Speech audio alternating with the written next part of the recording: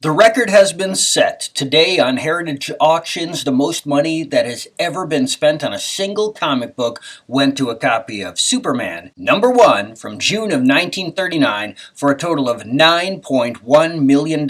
This was a copy graded as a 9.0 and recently found in a mother's attic, if I'm getting the story straight. Now, this issue came out simultaneously with Action Comics issue 13, which was the comic that featured Superman every month, and they both came out the month after Detective Comics issue 27, which was the debut of Batman. But this comic also came out at the same time as Motion Picture Comic Funnies Weekly, which was the giveaway comic that may never have been given away, that featured the first appearance of Namor the Submariner that would be reprinted later on that year in Marvel Comics #1. Now, there is no #1 on the cover here because this was originally intended to be a one-shot comic. And the cover illustration comes from the first panel of Action Comics issue 10. Let's take a look.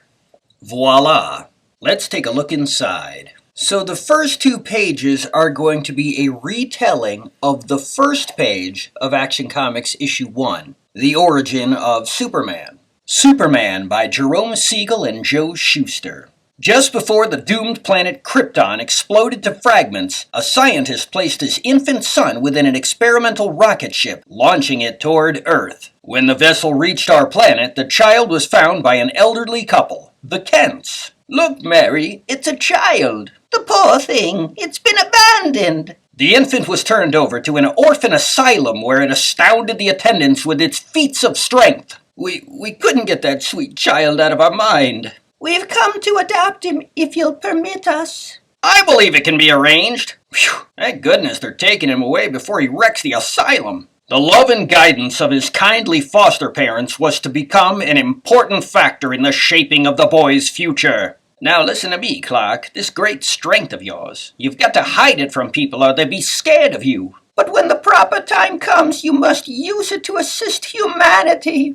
As the lad grew older, he learned to his delight that he could hurdle skyscrapers, leap an eighth of a mile, raise tremendous weights, run faster than a streamlined train, and nothing less than a bursting shell could penetrate his skin. What the? This is the 6th hypodermic needle I've broken on your skin. Try again, Doc. The passing away of his foster parents greatly grieved Clark Kent, but it strengthened the determination that had been growing in his mind. Clark decided he must turn his titanic strength into channels that would benefit mankind, and so was created Superman! Champion of the oppressed, the physical marvel who had sworn to devote his existence to helping those in need.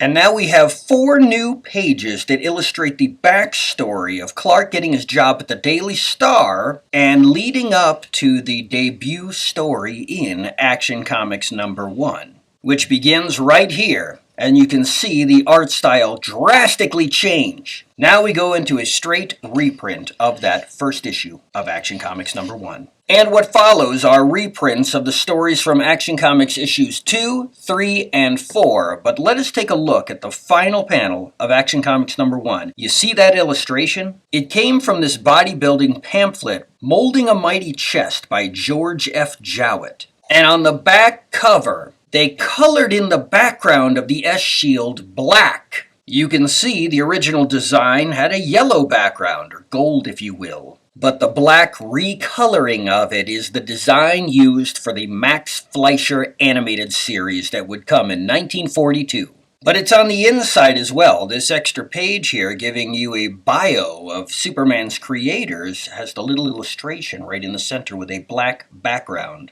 And then we have an original text story and an ad for Action Comics #14. So I hope you liked this video. It is my 600th here on YouTube. And if you did, please click the like and the subscribe. Help my channel grow. I've been at this for a decade. Thanks, and I'll see you around.